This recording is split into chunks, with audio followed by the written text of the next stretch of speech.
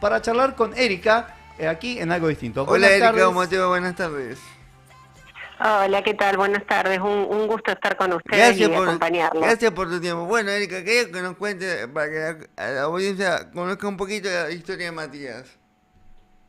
Bueno, lo que les cuento, miren, Mati desde que nació hasta los 5 años y un mes vivió con su familia de origen, con su familia biológica. Mati sufría violencia, pero violencia compatible con la tortura. Violencia de golpes, patadas en el piso con botines de seguridad que tenían punteras de acero, le pelaba cables y le daba tipo látigo, lo dejaba varios días sin comer, todas las agresiones venían de parte de su padre biológico. Hasta que un día hace lo que Matías denomina en el libro la gran explosión, que es que prende fuego parte de la casa y ahí sí se produce una denuncia, él va a la comisaría y después lo derivan a Casa Cuna de Santa Fe, porque él vivía en Santa Fe. En Casa Cuna de Santa Fe después termina viviendo 6 años por burocracia de niñez, del juzgado, cambio de jueces, por un montón de razones, y hasta los 11 años que yo lo conozco. Y ese es un poco el resumen de la vida de Matías. Sí, ¿cómo lo conociste vos, Erika? Yo lo conocí, y quiero aclarar que esto es bajo la ley vieja, no es bajo la ley nueva, como para no crear confusión antes de contar. Yo lo conocí llevando una donación de la empresa donde trabajo, que tiene un proyecto de responsabilidad social empresaria, que ustedes hablaban de MSR, nosotros le vendemos a MSR, son muy buena empresa y compran cosas de muy buena calidad. Y llevé una donación a Casa Cuna de Santa Fe y ahí me enamoré. Yo no tenía pensado ser mamá, no estaba en mis planes adoptar, nada, simplemente lo conocí, no tengo una explicación racional de qué fue lo que me pasó, pero me enamoré. Y ahí empecé a averiguar cómo era esto de la adopción, cómo podía ser. Mati, cuando yo lo conozco, estaba por cumplir 9 años. Y me dijeron, no, mira, la ley es muy biologicista, los padres todavía están reclamando la tenencia. Claro. Y estaban reclamando la tenencia después de 4 años que estaba ahí y con un no apto psicológico, y aún así la justicia le seguía dando espacio para que sigan apelando y el nene institucionalizado.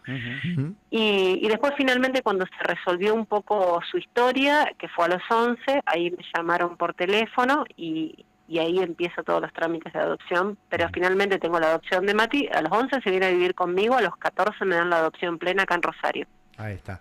Bueno, vos sabés que muchas veces todos conocemos a lo mejor alguna historia de familias que han sido hogar de tránsito, que han adoptado chicos, que han intentado adoptar chicos. También hay me parece que la gente muchas veces cuando piensa en la adopción, piensa en los bebés también, los que quieren adoptar, piensan más en chicos más chiquitos, no tienen en cuenta a veces que hay hermanitos. Y están estas situaciones para mí que son especiales y especialmente tristes, ¿no es cierto? Cuando teniendo una familia, en esa familia, digamos, se ejerce violencia contra los chicos, que, digamos, un poco refleja el caso de Matías. Hace unos años ha cambiado la ley y a lo mejor ha mejorado, ha empeorado. ¿Cómo lo ves vos que has hecho todo un proceso para adoptar? Si todavía nos falta más, ¿qué situaciones a lo mejor deberían ser contempladas también? Mira, yo creo, dijiste muchas verdades dentro de lo que vos dijiste. Hay muchísimos prejuicios con la adopción de chicos mayores a 5 años. El 98% de las personas que están anotadas en ARROA quiere chicos de 0 a 5 años. Claro. Y la mayoría de los chicos que están ingresados y que están judicializados, que en Argentina llegan a 10.000, son mayores de 5 años en general. La gran mayoría son mayores de 5 años. Y entraron no porque son huérfanos, porque no tienen mamá y papá como yo pensaba antes de meterme en este mundo, sino que sufrieron cosas que son terribles y gravísimas. Entonces por eso ingresan.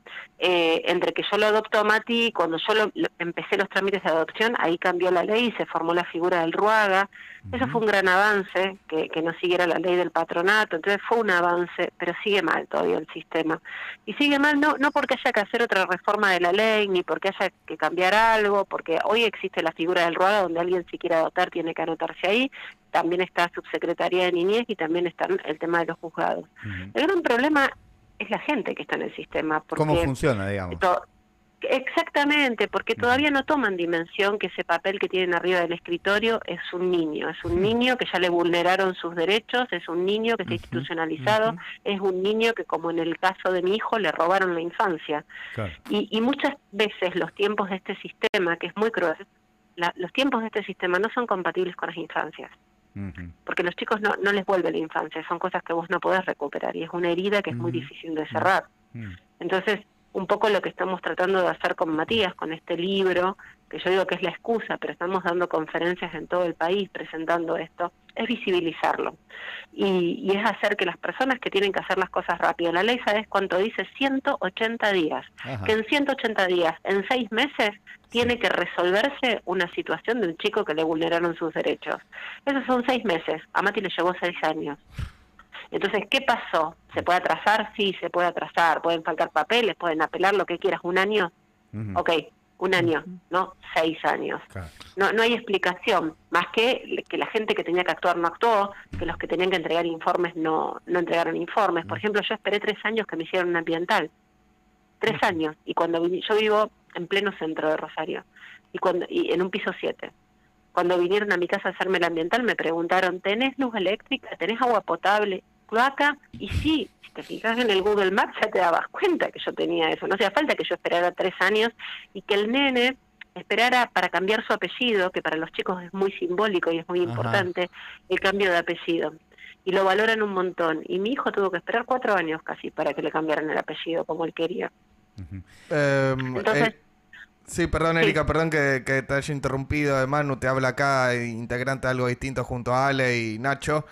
Te quería preguntar sobre todo algo que es, obviamente, por todo lo que contaste, ¿cómo ves, más allá de la mirada provincial que se da a esta ley de adopción, cómo lo ves a nivel nacional? ¿Está igual? ¿Está más o menos parecida? ¿O por ahí le faltan más cambios para darse?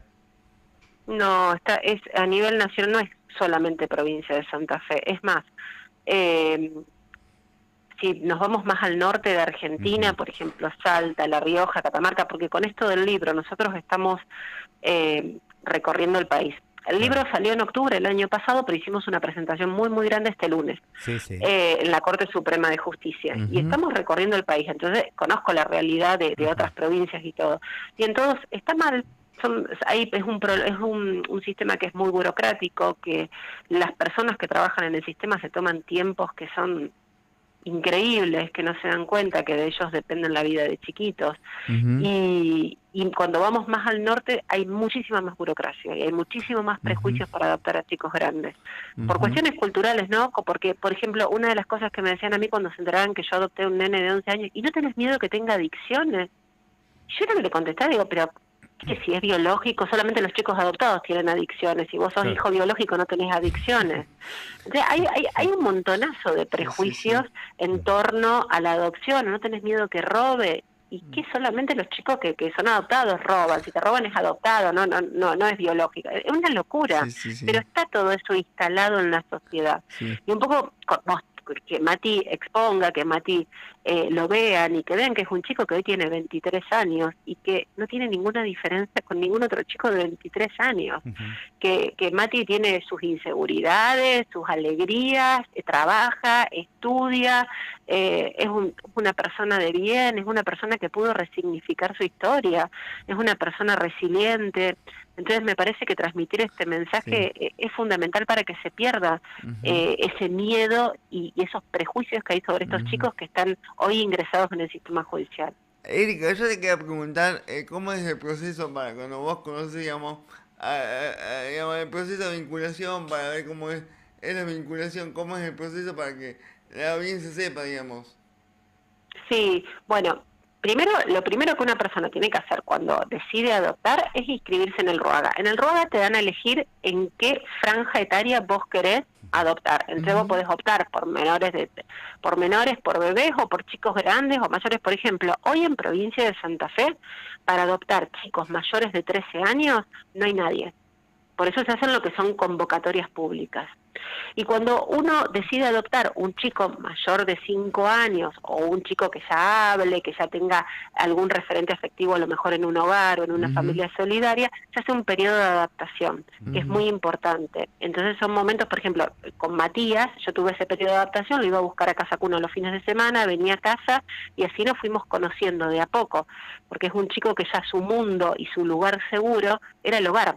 Entonces uno no puede cortar ese vínculo de golpe y decirle, bueno, ahora vivís acá, esta es tu mamá, ya está listo. No es como la perilla de la luz que la prendes y la apagás. Tiene que ser un proceso un poco más lento cuando son más grandes. Y hay que tener mucha paciencia porque van a presentar síntomas que son lógicos y bienvenido sea que salgan esos síntomas porque quiere decir que la criatura está sanando, que está pudiendo expresar su dolor. Entonces está perfecto que tengan esos síntomas, solo hay que estar un poco preparado, pero después no hay ninguna diferencia con el resto y el vínculo siempre es de amor, no de sangre, entonces no hay que tener miedo. Erika, vos sabés que muchas veces se ha hablado de las instituciones que están en el sistema, ¿no es cierto? Y durante mucho tiempo, digamos, a lo mejor la mirada era muy institucionalista, digamos, o sea, de que el chico tenía que ir a una institución porque un poco como que la institución cubría, digamos, en una etapa de su vida, cubría las carencias o tenían un sistema o el contexto cultural mandaba eso. ¿Cómo vos ves ahora la actuación de las instituciones? Si es muy variable, si depende mucho de quiénes trabajan en las instituciones o hay como un lineamiento más general, y cómo es la mirada actual respecto a la actuación de las instituciones en el proceso. Las instituciones son entre comillas, un mal necesario, porque se necesita. Matías estaba en un estado de vulnerabilidad que si no hubiera ocurrido ese episodio que yo les conté, que él lo llama la gran explosión, tal vez hoy Matías sería Lucio Dupuy. Claro. Entonces, las instituciones son necesarias, porque esos chicos hay que sacarlos de su familia de origen, alguien los tiene que acoger. Sí. Entonces, las instituciones son necesarias. ¿Son buenas? No, porque no son una familia, porque no te dan amor, porque son chicos invisibles. Hay algunas instituciones que son mejores, nosotros con Mati conocimos algunas que son excelentes, y otras que no son tan excelentes. Lo que sí mejoró con el tiempo desde la época de Matías y que fue mejorando con lo que podíamos hablar que hace 20 años, es que ahora las instituciones son para menos cantidad de chicos. Entonces, cada institución tiene entre 10 y 15 chicos. Entonces, el trato puede ser un poco más personalizado. Cuando Mati estaba institucionalizado eran 36. Claro. Y antes de Mati, por ejemplo, en el hogar de niños que funciona en Carcarañá, hace 20 años había 200 chicos institucionalizados. Era una locura porque nadie tenía identidad y en los hogares se comparte todo, vos no tenés individualidad.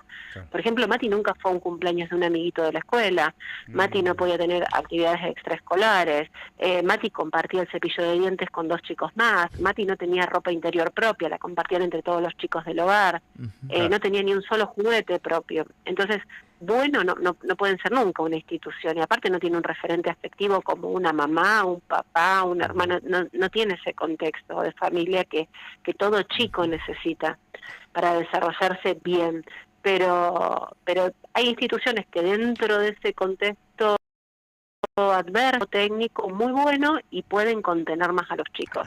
Por ejemplo, nosotros conocimos en Buenos Aires, el hogar Amaranta es muy bueno, en Mar del Plata Mahatma es excelente, en Rosario AMAP es muy bueno, es un lugar muy humilde, pero es muy bueno porque ven la individualidad de cada uno de los chicos. Bien. Comprar el libro, ¿dónde podemos conseguir el libro? En nuestras redes sociales, en Instagram Soy el Matías OK, diga todo. Y ahí nos contactan, y si no por Mercado Libre también consiguen el libro, pero Bien. Si son de Rosario, Soy el Matías OK, ahí nos pueden escribir y nosotros coordinamos para que compren el libro. Un beso grande para vos, Erika.